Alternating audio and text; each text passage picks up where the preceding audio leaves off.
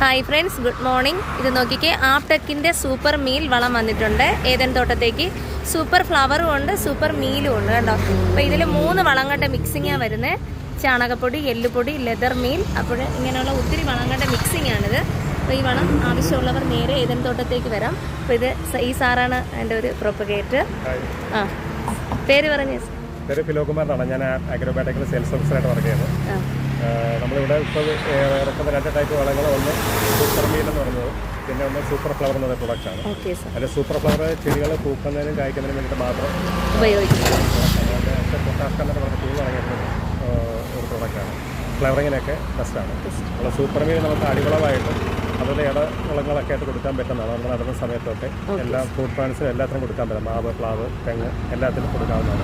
അതിൻ്റെ അളവെന്ന് പറയുമ്പോൾ വലിയ മാവ്, പ്ലാവ് ഉള്ളതിനൊക്കെ നമുക്ക് 1/2 കിലോ വീതം നടുന്ന സമയത്ത് കൊടുക്കാം. പിന്നെ അതിൻ്റെ വളർച്ചയുടെ ഓരോ ഘട്ടത്തിലും നമുക്ക് വർഷത്തിൽ 2 പ്രാവശ്യമായിട്ട് കൊടുക്കാവുന്നതാണ്. Okay sir. ഓക്കെ, വേറെ എന്തൊക്കെ വളങ്ങൾ?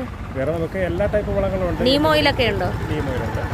വേറെ സൂഡോമോണസ്, ബിവേറിയ, റെറ്റസിൽ, അങ്ങനെയുള്ള ബിവേറിയ ഉണ്ട്. ബിവേറിയ എന്ന് വെച്ചാൽ ജൈവ കീടനാശിനിയാണ്. പുഴുക്കൾക്ക് നല്ലത്. സൂഡോമോണസ് നമ്മൾ ഉപയോഗിക്കുന്നത് കുമിളനാശിനിയായിട്ടും ജൈവകീടനാശിനിയായിട്ടും. Okay okay, thank you sir, thank you very much. Okay, അപ്പോൾ ഈ വളങ്ങൾ അത്യാവശ്യമുള്ളവർ നേരെ ഏതൻ തോട്ടത്തേക്ക് വന്നേക്കണേ. ഓക്കെ.